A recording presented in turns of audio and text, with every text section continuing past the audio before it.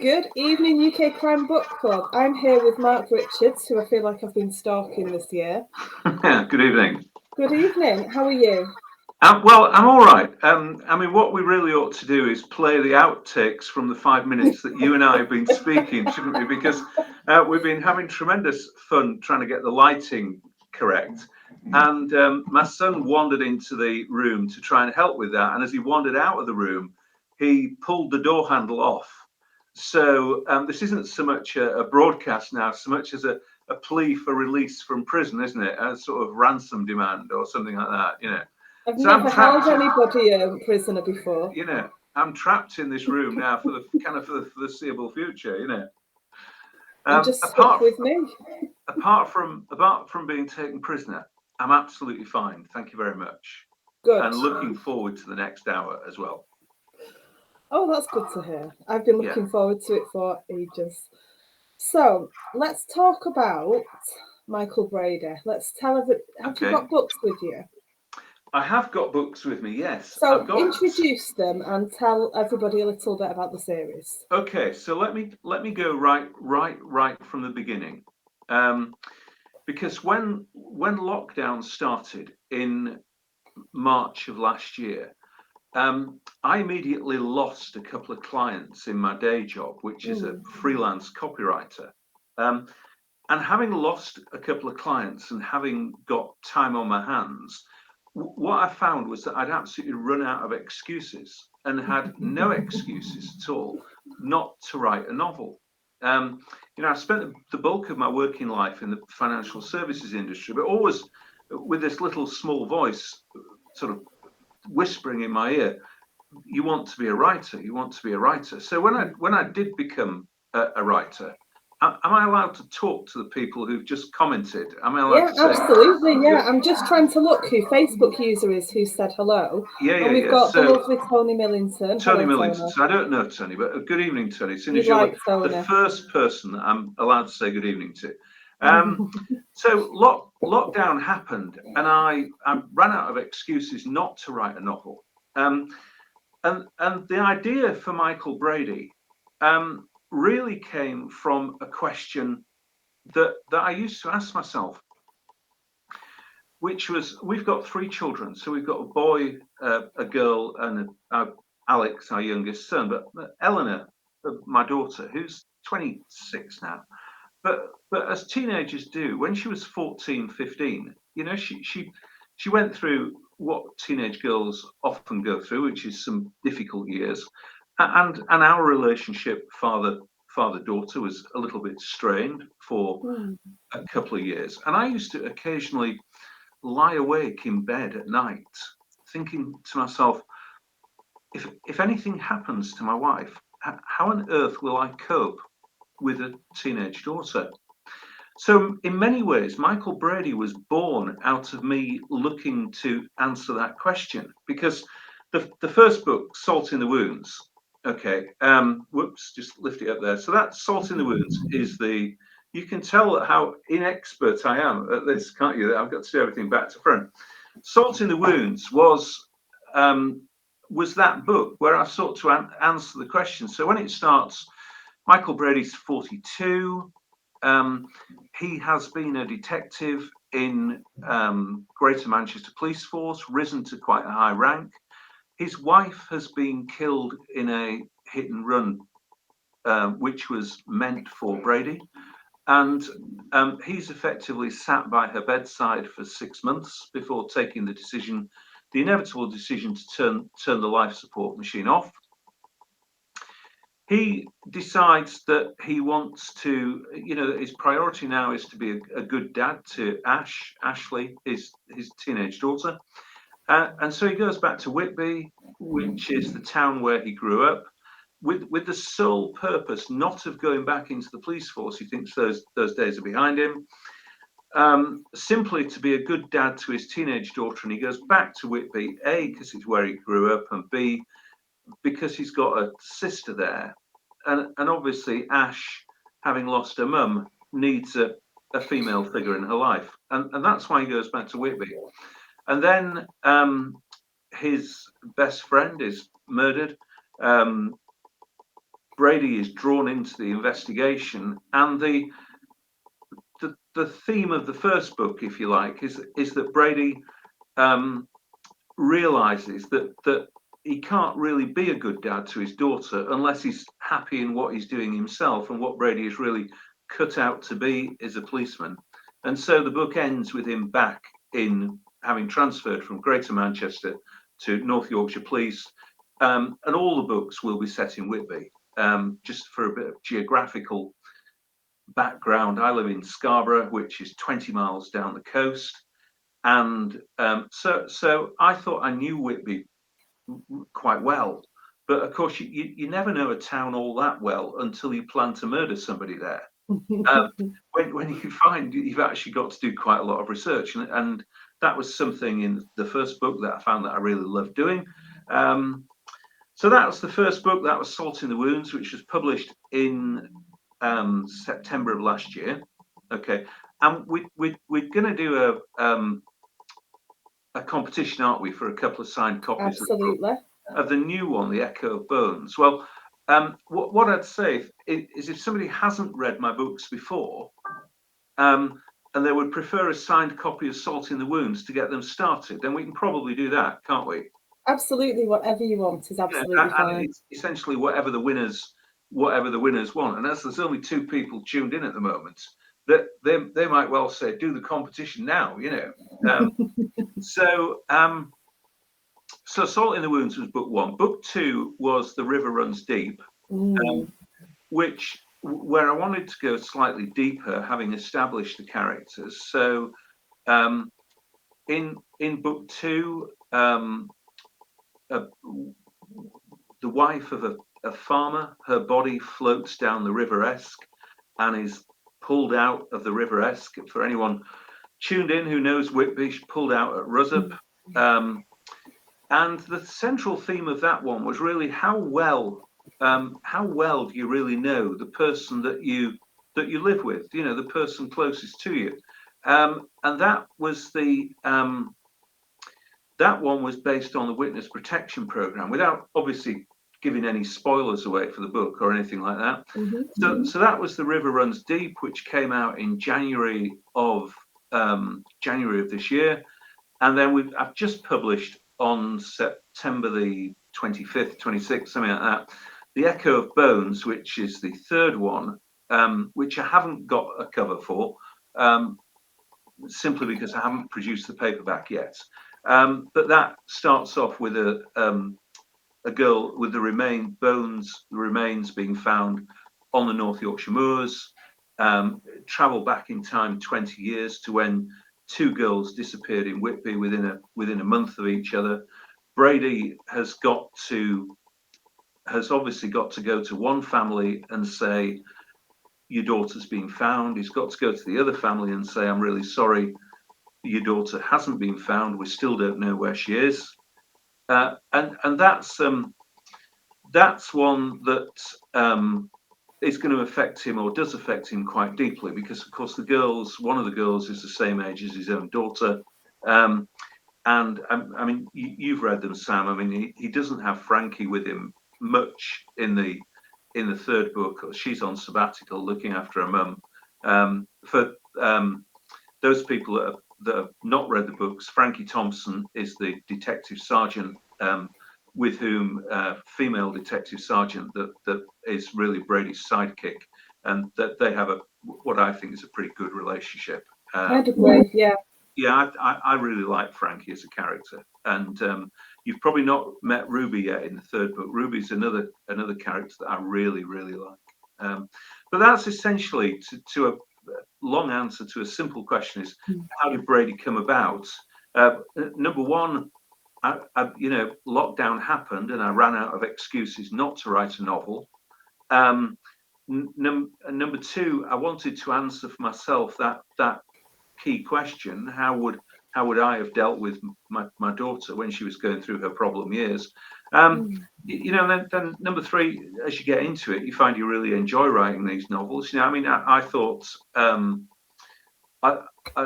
as a copywriter, the length of things that you write, probably 3,000 words for clients is the maximum that you ever write. So going from that to 80,000 words for a novel, it is a big jump. So the first novel you write, you're kind of teaching yourself how to write a novel, because you can buy all the books on novel writing you like, but you've actually got to do it to teach yourself to do it, I think.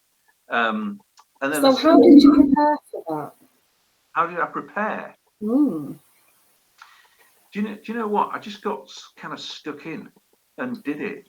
One of the things that I didn't do was I didn't read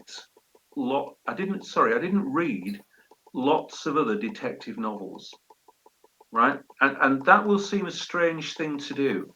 And the reason that I didn't do it was that if I go back to copywriting, professional copywriting for clients, if say an employment agent, I've got a really good client who's an employment agency. Now, if I want to write something for them, when they start off as a client, one of the easiest things to do is to go and read the websites or the publications, the brochures of other employment agencies.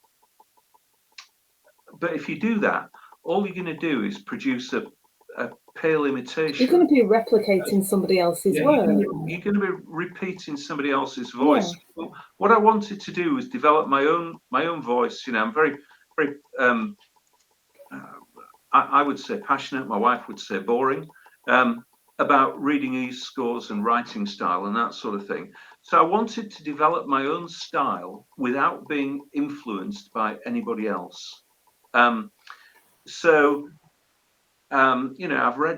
read books in the genre now, and I think some are good, and I think some are bad, as we all do.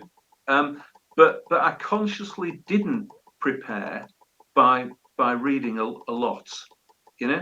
One of the things I did do was spend a lot of time casting around for a police advisor, because I was very conscious of the fact that I knew nothing about policing. Yeah.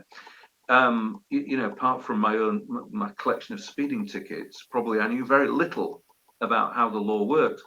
But the more I wrote, the more I found that wasn't quite so important, because there's a quote from I think from Joseph Wambaugh, one of the sort of original crime writers, that says good crime writing it's not about cops working on cases.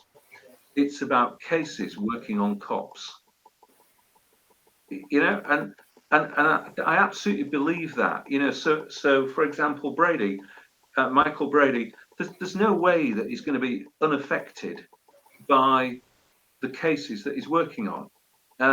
If I give you another example, I'm sure quite a few people have read the Jack Reacher books by Lee Child. Now, at the start of a book, Jack Reacher's there, and he's pretty much unchanged by the end of the book. He's come in, he's solved the problem, crime. He's bashed up the baddies and things like that. And Jack Reacher's still Jack Reacher, and I think that's a perfectly valid way of writing. But there's also the other way of writing, which the Wallander, I think, would be a great example of that. Oh, okay. Right? Where he's clearly affected by the cases he works on and different things happen in his life.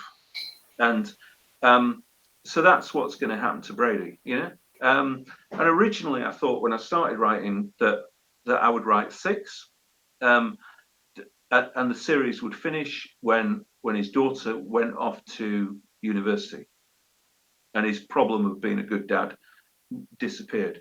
What I found is that I've created a character that people like, that they seem to like the stories.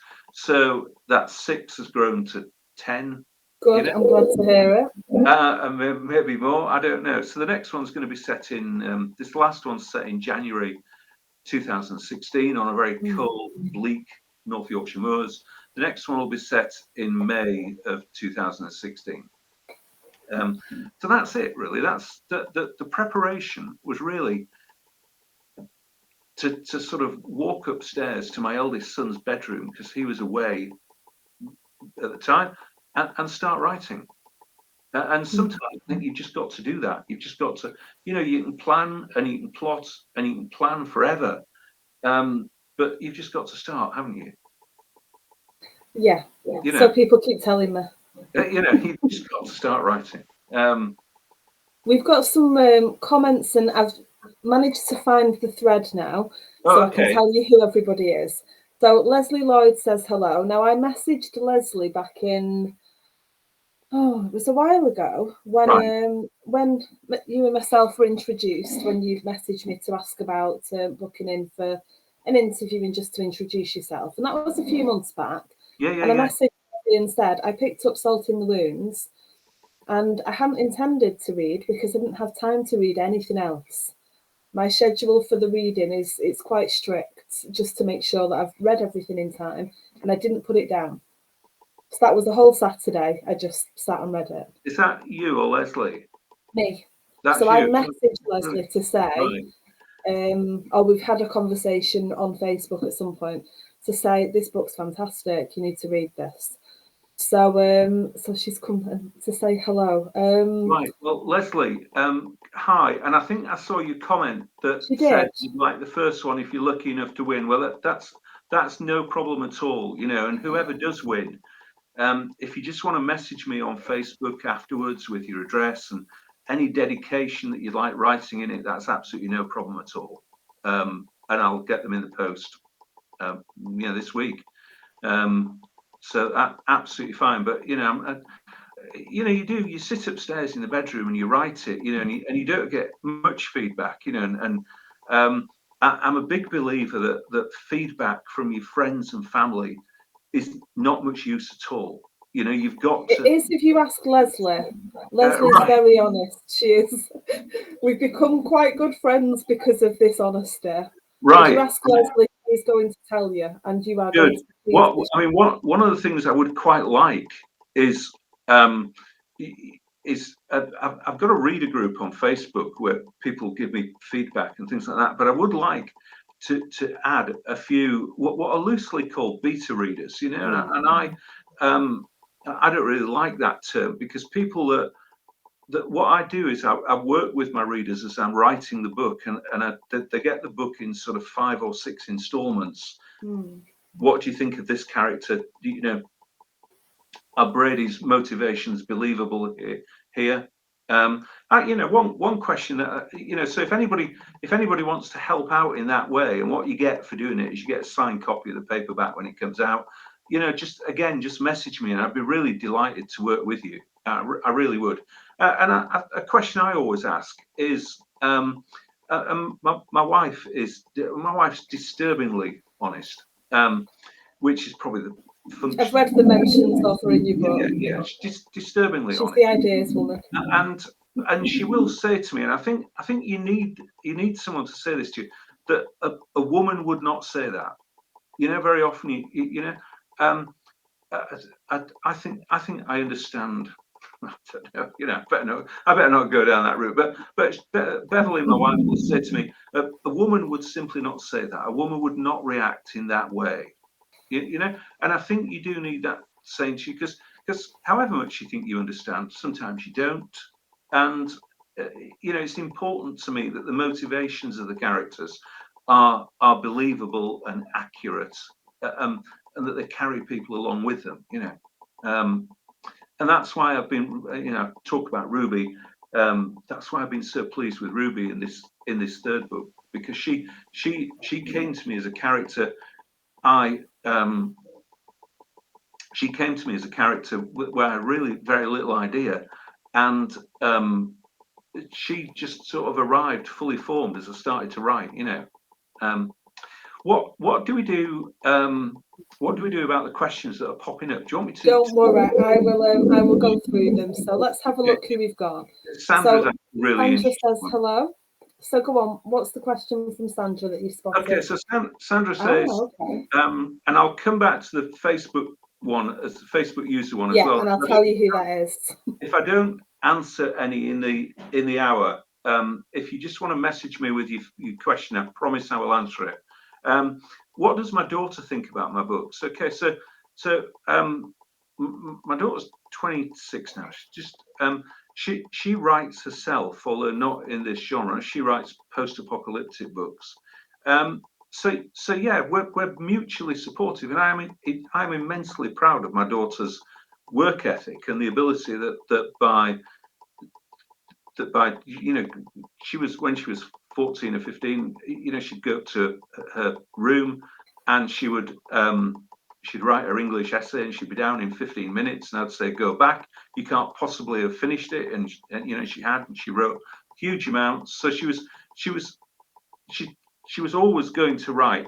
And so she's written about half a dozen books, an American publisher who specializes in post-apocalyptic stuff. So yeah, we read each other's work.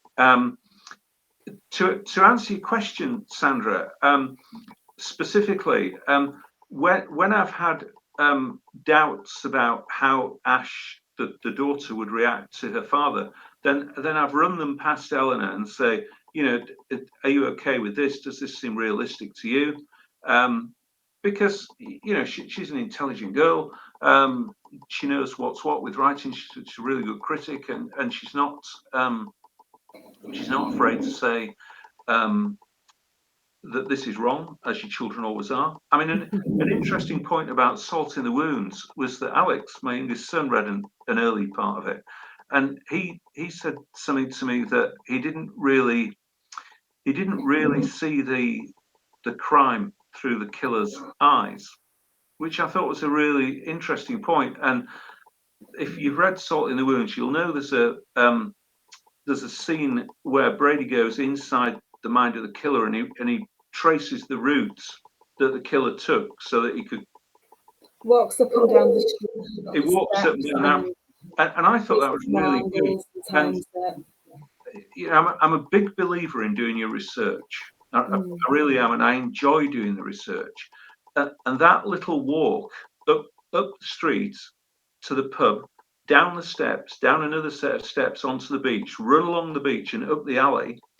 I did that about 6 or 8 times one day in Whitby. So I'm going round and round this little loop, and there's a couple at the bottom of these steps eating fish and chips. And I disturbed the meal for about 3 or 4 times, while I'm doing. And at the end, I said to them, "Look, I'm a writer. I'm just doing some research. I'll be back in 2 minutes." But yeah, that was really helpful where Alex said that, and I love going and doing the research and mooching around in Whitby. And if I say in the book it takes 10 minutes to walk from A to B, then rest assured that I've done it. One thing that I'm really, really worried about is, as you know, Dave, the bacon sandwich man, is always nagging Brady to go out on a fishing trip in the North Sea with him. And it's October, and sometime before the next book comes out, I've got to go on a fishing trip on a fishing boat in the North Sea, because I can watch a program on TV, but you don't get it right. So can I request to come and sit on Dave's bench and watch you board? watch me be sick. Yeah. My wife has used the phrase, "If I catch anything, I'm gutting it myself." So there you go. But I think maybe June or July might have been the time to go on a fishing trip. Not seems like a good setting for a book. A good setting to find somebody. Yeah. I mean, Whitby's really interesting, in the history of it. In the third book, Brady obviously moved across from Manchester, and he was renting a house for a year. Well, in the third book, he's bought a house in Whitby, and he's bought a house overlooking the harbour and out to sea. And it's a house dating back to 1820. Now, if you go back to the 1800s, Whitby was the biggest whaling port in the UK. Which is really, that part of it is really interesting. So I'll try and weave that history of the town into future books without going over the top. Anyway, because you do use real places, don't you? Yeah, absolutely, yeah. Rest assured, in the River Runs Deep, when Brady walks along the railway line, I walked along the railway line. And did you put high vis vest on? I didn't. I realised afterwards I should have done. but I realised, I didn't, But yeah, I do. I like to do my research. Yeah, it's really good fun. It's a sort of little perk, I think, doing the research. It is if you're going to be walking up and down Whitby. I mean, when I started writing these Brady books, I only weighed 11 stone 7. I mean, I've eaten so many fish, chips, and peas in the course of the research that there you go. Before we move on back to the hellos and the questions, Yeah. Is Dave's food van real? No. Dave's food van is. I know where it is. I just want a cup of tea on that bench. Yeah, well, you can get a cup of tea and you can sit on that bench, and where Brady sits with Patrick and has the conversation, the bandstand, that's real. That's absolutely real. Again, I won't give spoilers away for the end of that book, but the pier, all that's authentic. All that the amount of. I'll just tell you that as you know, there's a scene in that book that takes place on the end of the pier, and I researched that to the nth degree, to the extent that I leaned over the pier to look down into the North Sea, and I had Alex hanging onto my belt so that I didn't go into the North Sea, because I think Alex wasn't mad at you at that moment. Yeah. So there you go. And again, there's people there fishing and doing normal things, and I just said, "Look, I'm a writer. I'm very sorry." And it seems to be a great excuse. I'm a writer. It kind of covers a multitude of sins, and people will let you get away with all sorts of nonsense. So it's really good. Sandra and stuff had accidentally hit the sad face. It's okay. We know you're happy, really, Sandra. Okay, nice. Right.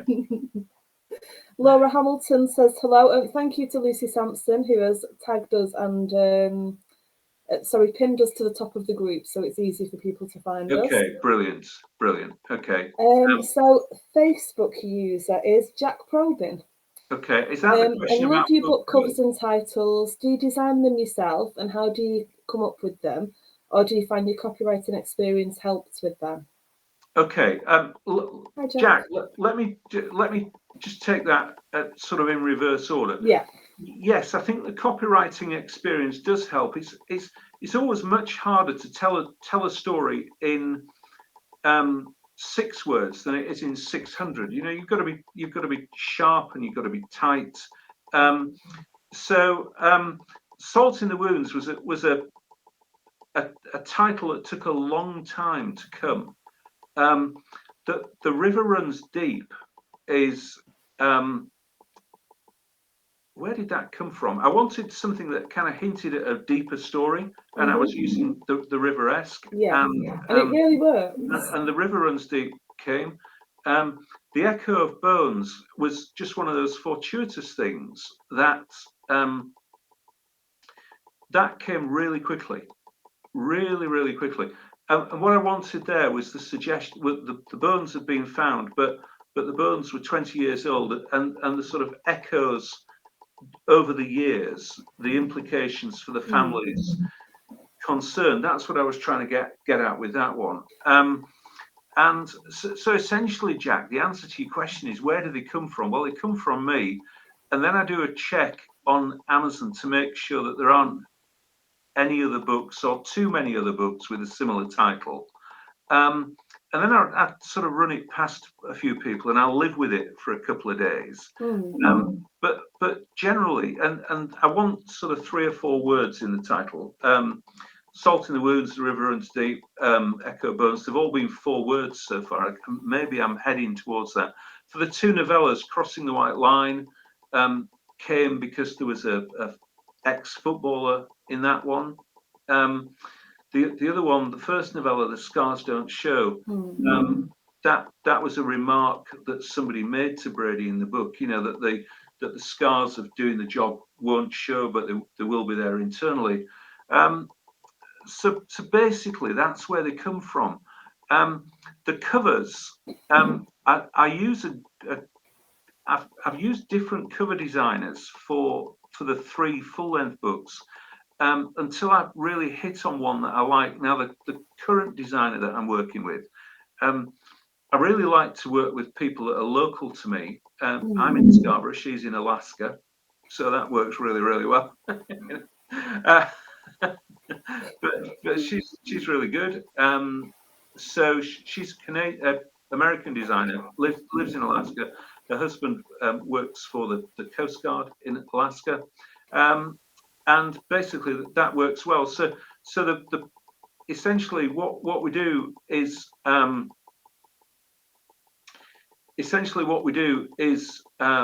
find an image that we like on Shutterstock or deposit photos, something like that, and then it can be amended. But the first one, Salt in the Wounds, is Whitby Pier, obviously. And there's always going to be Brady somewhere on the cover. Now, he'll either be big or he'll be little. I mean, he's tiny on the first one. But yeah, that's essentially how the covers are done.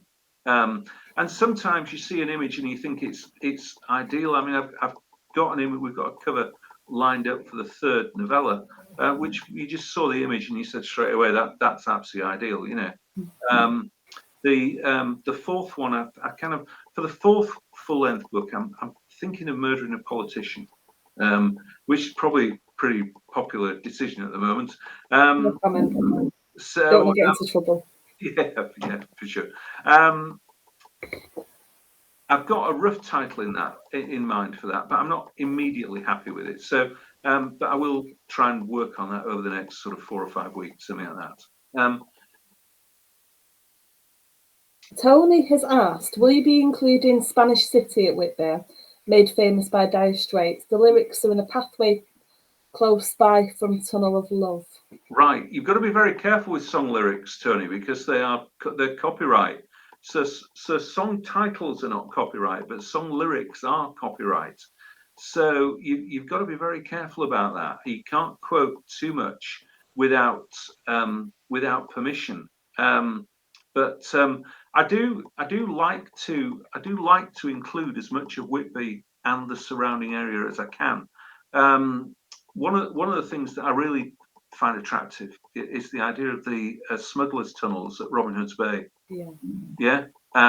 So I will try and find a way to get myself into the smugglers' tunnels at Robin Hood's Bay and see what they're like. You know, because Brady, based in Whitby, covers quite a wide area. Again, for anyone in the group who's been up to Runswick Bay, you know, the cliffs there are just an ideal place to push somebody off. So it's dreadful when you start writing these books. You know, I mean, you research all sorts of things, as I'm sure every author that's on here says to you. You know, but it's really it's good fun. As I say, I'll just love doing the research. So I think everyone's just worried that they're on a watch list. That what? They're on a watch list. All of our authors are worried. Yeah, I'm sure. Yeah, from your search history and things like that, you know. So I try and mix it up, you know, but I do know how long it takes a body to dissolve in a bath of acid and that sort of thing, you know. I mean, the research. I better not speak too much about it because I don't want to spoil it for anybody. The research that I did for the Echo of Bones was really interesting about decomposition and things like that, and the traces. There's a person I've met through a Facebook group. I don't know if other writers have mentioned it. It's a Facebook group called Trauma Fiction, where similar to cops and writers, but this is where forensic scientists will answer your questions. And there's a lady I've had several exchanges with, and she's a forensic scientist stroke pathologist, and she's in Tennessee. Oh, right, okay. And she has been phenomenally helpful in telling me, you know, how bodies decompose and that sort of thing. You know, you can do lots of research on Google, but actually speaking to somebody who does it for a living is a really helpful thing to do. And she might she said to me, for example, we were talking about getting rid of bodies, and she said we were talking about dumping a body at sea. Now that doesn't come up in the third book, and it'll probably never come up in any of the books, but it does come up as a few lines of conversation. And the two things that she said to me. So for anybody watching this right now, if you've got nothing planned for the weekend, you know, I mean, this would be an interesting project. Oh no, here we go. If you're going to dump a body at sea and you don't want it to be found, that you must use very fine mesh to wrap the body in, so that the fish can eat the body through the fine mesh. Okay, which obviously you would never have thought of. No, never. You said, particularly in lakes, you must always use 2 or 3 times the amount of weight that the physics says that you need to use, because she says every week in America a body pops up because they've not used enough weight. So there you go. So I get invited to very few parties now, but if I do ever get invited to a party again, that'll be the sort of thing that I'll talk about. Yeah, I feel like inviting you just so we can sit and have these conversations that other people might think I'm bizarre for having. Susan, hi Susan. Susan Burns says she's read all of the Brady books and thoroughly enjoyed reading all of them. Will there be any more books with Brady in them? So you were talking about how you've got about 10 roughly in your head. Susan, I don't know, have you read the first 2 or the first 3? I'm not sure, because the third one came out a few days ago. So that there's the Echo of Bones out now. The answer to your question, will there be any more Brady books, is absolutely yes. And you know, Michael Brady has become an integral part of me. You know, I have a right arm, I have a right leg, a left arm, a left leg, and I have Michael Brady, and they're all fundamental parts of my body now. And Brady, I will not do the series to death. You know, I won't go on after I think it's come to a natural conclusion. But having started originally thinking that I would write 6 Brady books, I think now 10, maybe even 12. What I'm also doing, I don't know if you've read any of the novellas, to tell his backstory, because when Salt in the Wound starts, Brady is 42. Now, he became a detective at 26. So I'm telling his backstory in a series of novellas, which take him from, you know, cover those 16 years. So there'll be plenty of those as well. And what I'm doing with the novellas, which they're $1.99, and they're just kind of meant to be read, you know, like you've got a weekend, you've got an evening where you're really going to just indulge yourself, open a bottle of wine, read the novella, you'll have finished it by the end of the evening. And that's what they're for. But it seemed easier to tell and more sensible to tell his backstory in those books than just doing it as flashbacks in the main books, which is quite interesting, because from a writing point of view, in the novellas, I'm writing about his relationship with Grace, who's his wife, who was killed, and in the full-length books, I'm writing about his relationship with Frankie. And I must say, from a dialogue point of view, I find Frankie a much easier person to write dialogue for than Grace. And it's a funny thing, you know, some characters, the dialogue is really easy, some of it is much more difficult. But So to answer your question, there'll be tons more Brady books, tons more. You know, there's a great quote on writing from Ernest Hemingway. I'm sure some of you have heard it, that once writing has become your greatest vice and your major pleasure, only death can cure it.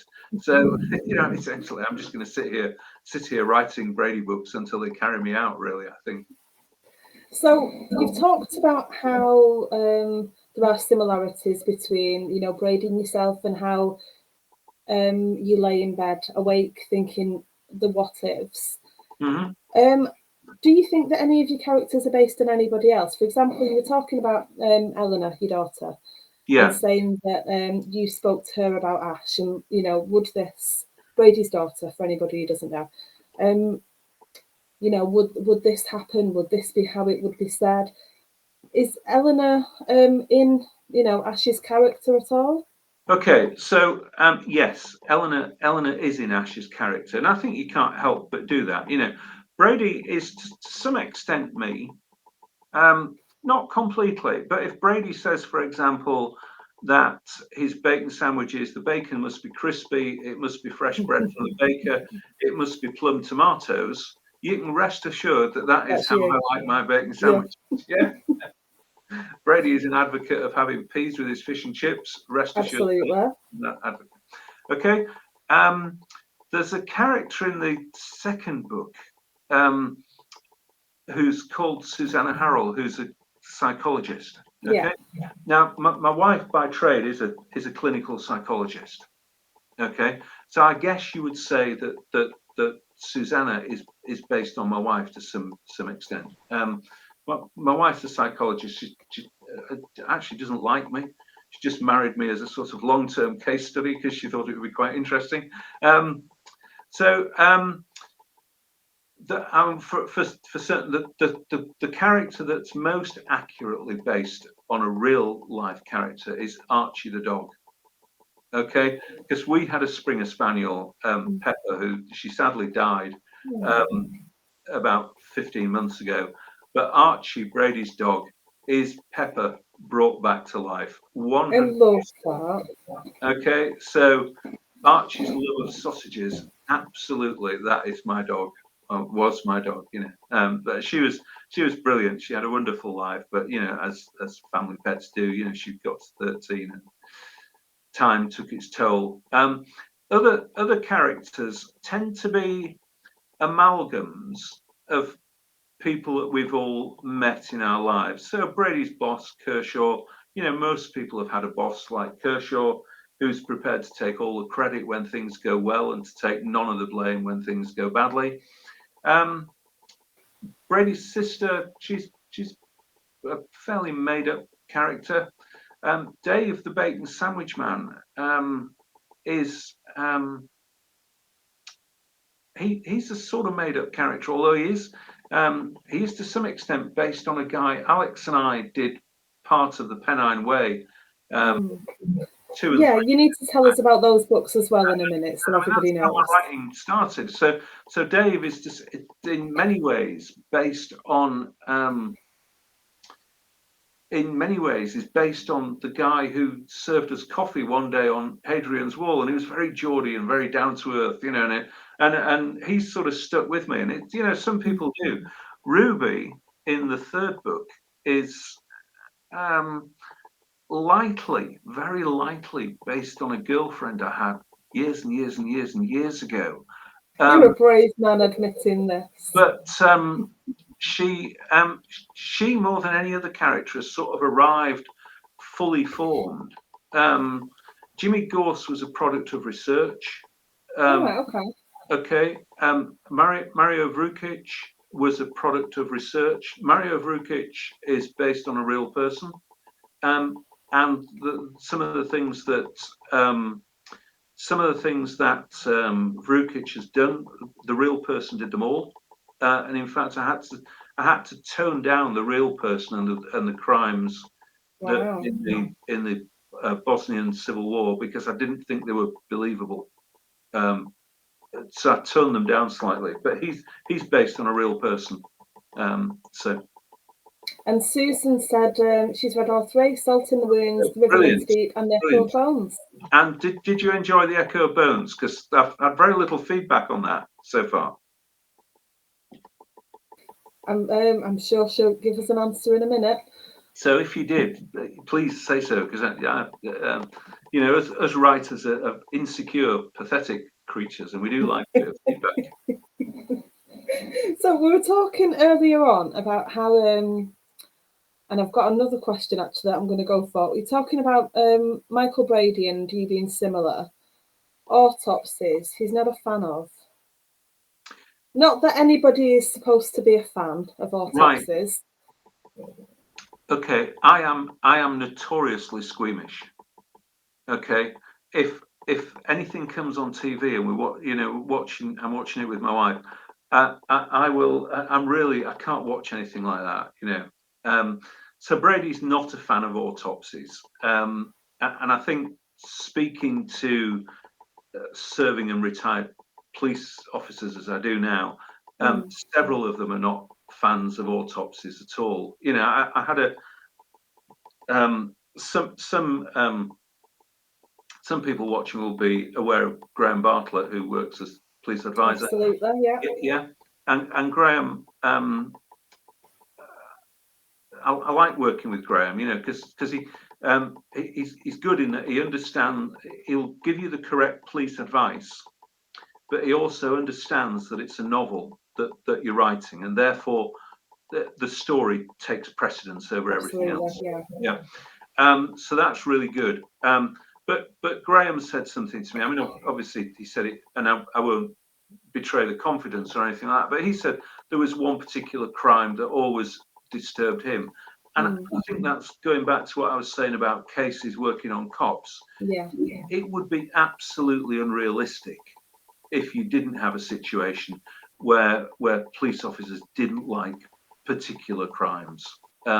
Brady doesn't like autopsies. I mean, I want Brady to be as realistic as possible. You know, he's got failings and things like that. He's 43. I mean, one of the things that Brady's admitting to, one of the things that Brady's admitting to at 43 is that he needs reading glasses. You know, which is real life, isn't it? I'm actually going to have my eyes tested in a few weeks, so yeah.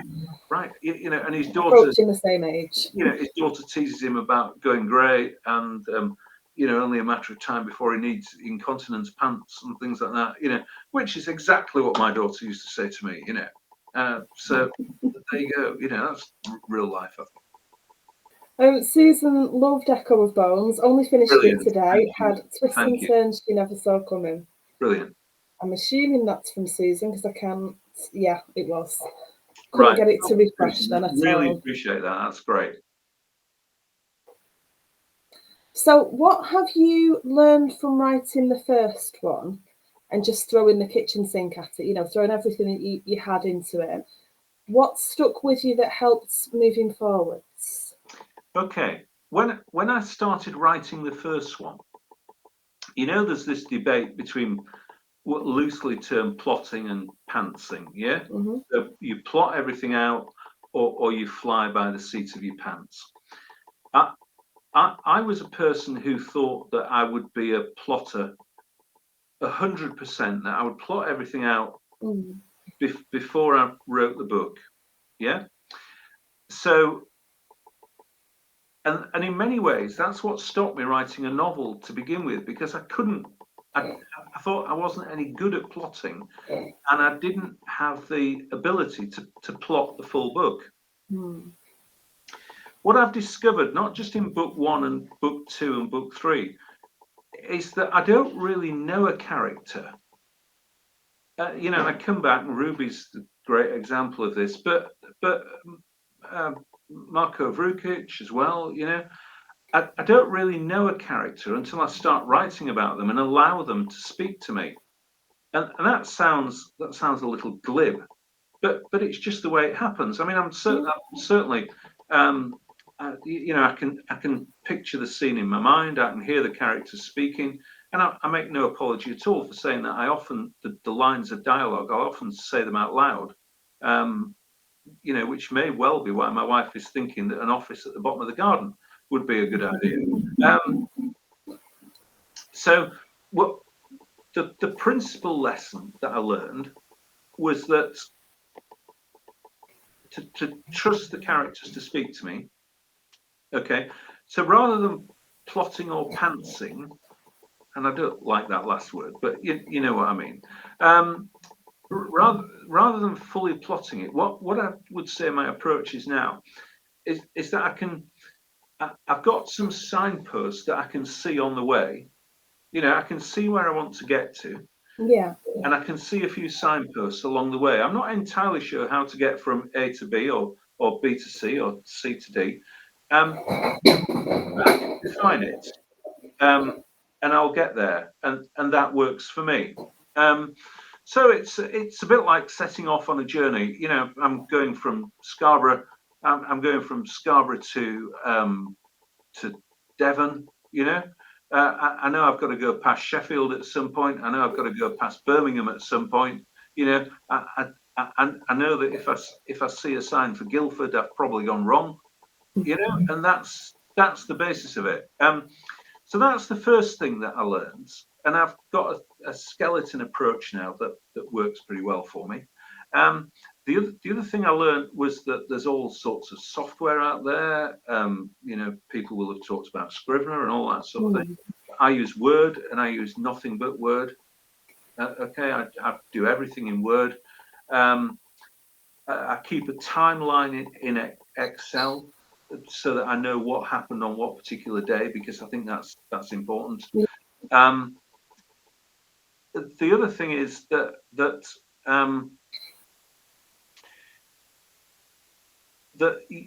the other big lesson, I think, for not just for me, but for anyone who's thinking of writing a book, is that do not be daunted by the fact that it's 80,000 words.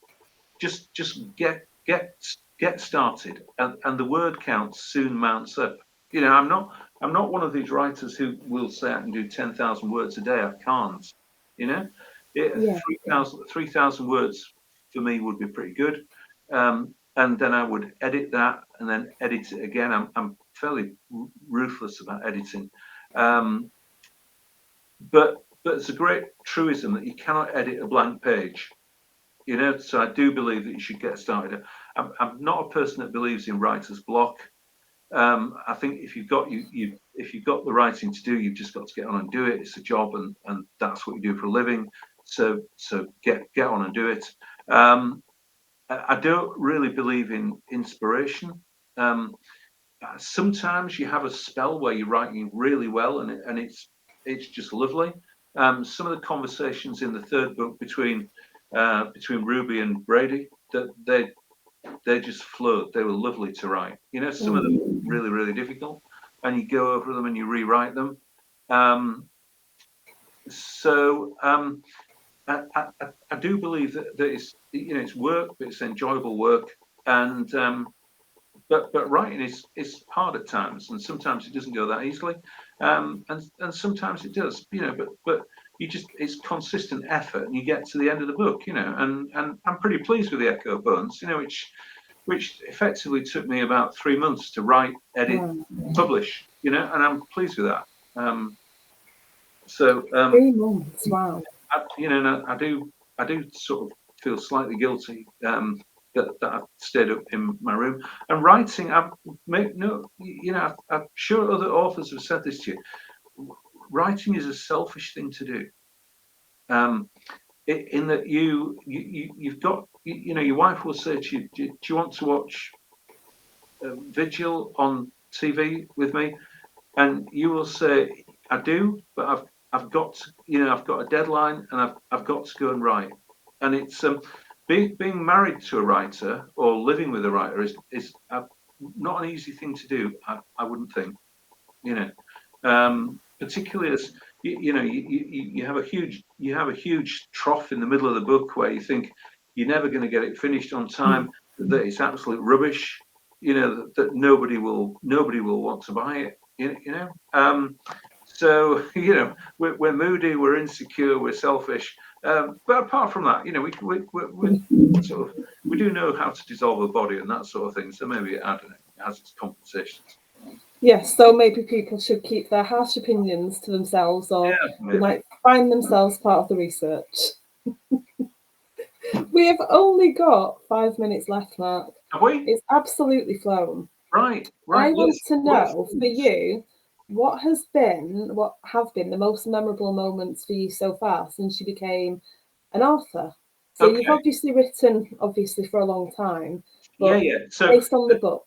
I've written other books, and if people just go on my Amazon author page, you'll see the other books and how I got started as a writer. The memorable moments, okay. The first time I held a paperback of Salt in the Wounds in my hand, that was a big moment, because I'd written a novel and I'd proved to myself that I'd written a novel, and that was a real plus. People say that finishing is a great moment. I actually think starting is more exciting. I love starting a novel. Yeah, I love what I'm doing now. I'm supposed to be taking a bit of time off to kind of recharge my batteries and things like that. I love doing the research. I love knocking the ideas around, thinking, what if this happened? What if that happened? Going back in time. Stephen King makes a really good point that there are no news stories. That effectively what you've just got to go and do is find the story and dig it up, mine it if you like, and they're all out there. I'm a big believer in that. So I do enjoy that process. I enjoy the whole process of it. I enjoy the feedback from readers. I really do like that. I really like, I know some writers don't really like readers. That I really do like readers. So when someone like Susan says she's enjoyed the books, that when you say, I lost Saturday to it. Somebody says I spent the weekend with Michael Brady and I've absolutely no regrets. That I really like that. I mean, that means a lot, because you sit in the spare bedroom and you write this book and you think, will anybody like it? Do I have even a gram of talent? And somebody says they like it and it meant a lot to them. And that in turn, I mean, that's really, that means a lot to me. I really, really value that, and I like this interaction with readers. I like answering the questions, and I absolutely, if there's any questions that have been asked there that I've not answered, just don't hesitate to message me, and I promise I will answer them. Okay, it might not be tonight, because when I finish this, I'm going to go and devote myself to a can of India Pale Ale. So it might not be tonight, but I promise that I will answer them. Well, just for a comment for you, before we went live tonight, we pin all of our interviews to the top of the group so that they're easy to find. And I had put asking if somebody can tag. We have regular viewers who come to most of the interviews. And I said, I've been excited about this interview for ages. Another one with books I've fallen for, which is not a secret to you. You know how much I've picked up and absolutely, you're absorbed in the whole thing. The setting, the characters, the story really keeps you wondering, but it's not just a who done it or a how done it, and it's not just the police procedural. You feel like you're immersed in it, which is quite a skill to have. Right. I don't mind if you guess who done it or how done it quite early on, because it's as much Brady's journey through the book as it is the solving of the crime. And not just Brady, but Frankie and Ash and all the other characters that are in it. That's, and I come back to Ruby, her journey through the third book is if you don't empathize with that, then I've probably not done a very good job there. I think she's a great character. So some people will say to me, oh well, I guessed it really on. Well, I don't mind that. I don't mind that because I think the book still stands as Brady's journey and how he's dealing with his life. Although I do enjoy the plotting and the laying of clues and things like that. So when Susan says twists and turns, that's really nice. There's the Susan, I will tell you just that the research in the Echo Bones on the Cambridge College that was done as well, because that was the Cambridge College that my eldest son went to, so I knew all about that. That's why I used it in that one. So that research was authentic as well. But yeah, I mean, I love writing these books, and I love the interaction with readers, and if people come back to me and say I've enjoyed it, that makes it all worthwhile, So yeah, to answer the question, will there be any more Bradys? Well, there'll be loads, as long as Brady is good enough and strong enough to sustain the story. Then it constantly amazes me how many stories you can find. Just look in the news, look at old cases. It's really exciting. You see, I was going to have some time off, and now you've enthused me, and I'm going to start writing the next one tomorrow morning. Well, I'm going to end by saying thank you very much for joining us. And thank you to the members. I'm just going to finish on one final comment from Sandra. Thanks, really interesting listening to you. Have to admit, I haven't read your books, but I plan to start now, and I think that's a good place to leave it. Thanks, Sandra, and thanks, Sam. I've really enjoyed this. So thank you very much for inviting me. Sat back and listen to you talk about Michael Brady. I'm just happy. Thank you so much, and we'll see you next time you have another release. Yeah, absolutely. Thank you very much, and thanks to everyone who watched and listened and tuned in. Thanks. And if you'd like to choose a winner, we'll contact them through the week. Okay, so you don't have to do that right this second. I don't want to put you on the spot. Right. Okay. So what I'll do is I'll do some sort of random thing on the comments, and I'll message you with it. Shall me and my youngest use our trusty hats? Yeah. And we'll find a way to do it like that. Okay. Brilliant. Thank you very much. Winners, just say which book you want, and I'll make sure you get it. Fantastic. Okay. Thanks again.